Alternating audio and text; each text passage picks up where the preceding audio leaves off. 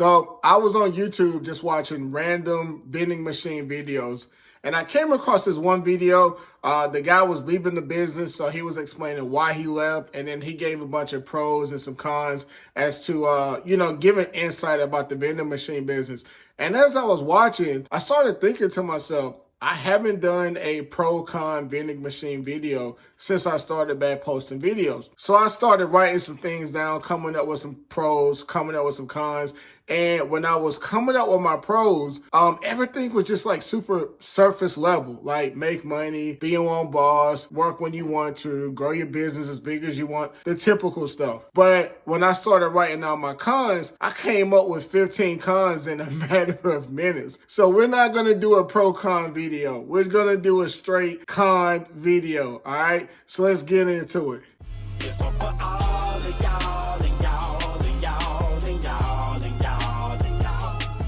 Con number one would be competition. Whether you're just starting or if you've been in the business for like 30 years, okay, there is a very, very weak barrier to entry when it comes to getting into vending machines. So you're going to be competing with a bunch of other people who want to get into the business along with national companies, okay? And I'm going to let that competition lead into number two, which I will classify as reputation, okay? So you might find a location that is actually in need of vending machines, but you go there and they deny your services, not because of anything that has to do with you, but because they've had vending machines there before and they did not have a good experience. And they just don't want to take the risk of dealing with that again. So even though their customers, their employees want vending machine services, they would just rather not deal with it altogether. So a lot of times people will email me or call me or text me, or they'll even talk to me when I'm restocking my vending machines, and they're asking me all types of questions about the vending machine business.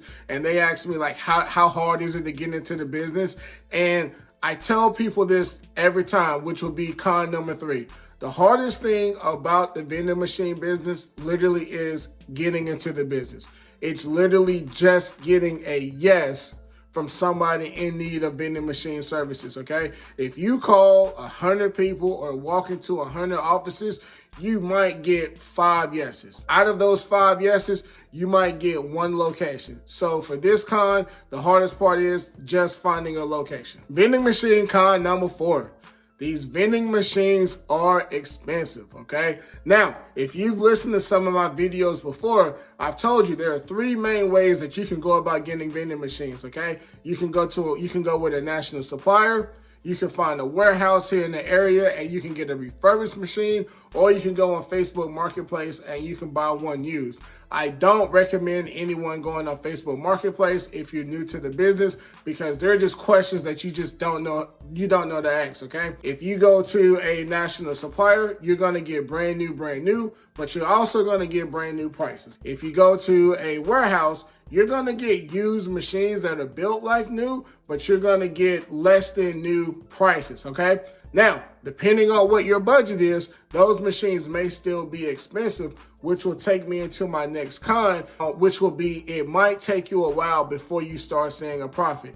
Depending on the size of the machine that you buy, depending on how many machines that you buy, how much products you have to buy, and all your other startup costs, it might be 6 months before you find yourself out of the red and into the black, okay? So that's another thing about this business. If you think you want to get into this business, you want to have a little bit of money saved up, because you're not just going to get into the business and think that you're just going to start making money just overnight, all right? Vending machine con number 6. You will at some point do work on these machines, okay? They're machines. So like any other machines, at some point, they're going to go bad, okay? And depending on what the issue is, you're going to find yourself having to do some type of maintenance on these machines. Depending on what the maintenance is, your machine might have to be unplugged for a little bit, or you may even have to pay a mechanic to come and do whatever repairs it is, but you will have to do work on these machines. So if you think you're just going to get a machine, set it up somewhere, and don't do anything but put snacks in and take money out, this might not be the business for you, all right? Vending machine con number 7, angry customers, okay?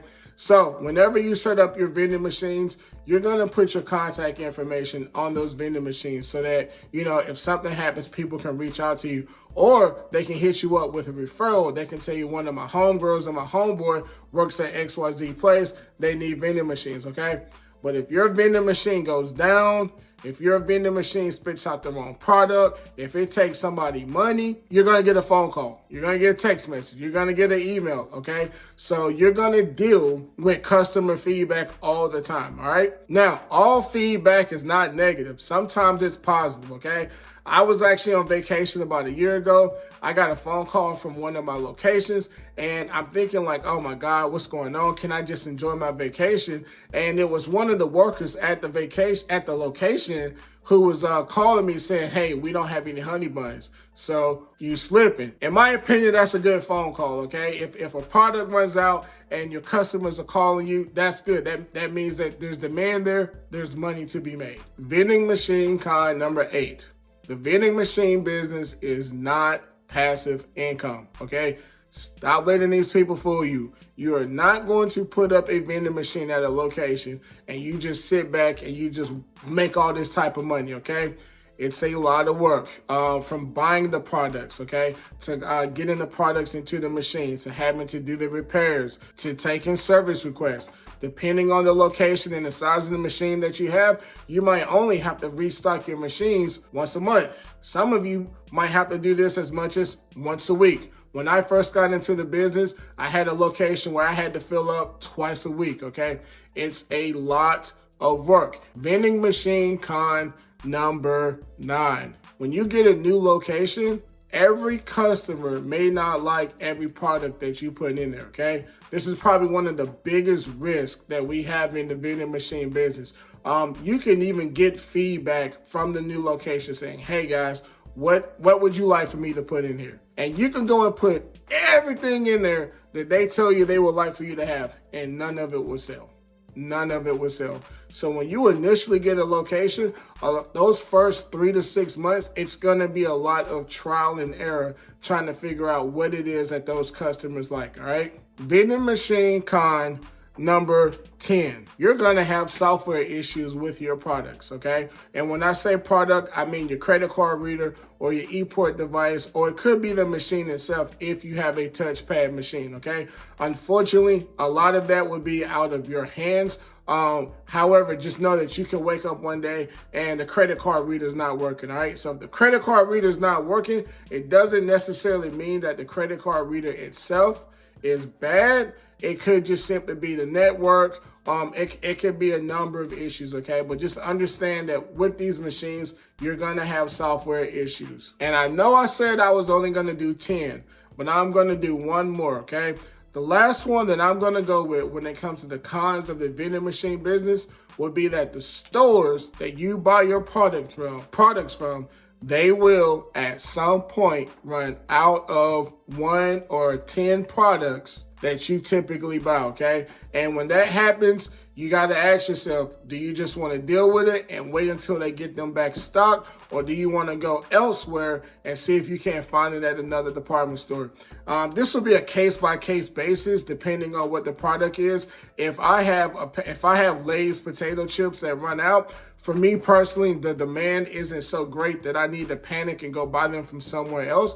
But if Sam's Club stops selling honey buns, we got a problem, all right? So that's it for my list of cons for this video. I wanted to do this real quick just to let you guys know that it's not all cherries and strawberries when it comes to the vending machine business, okay?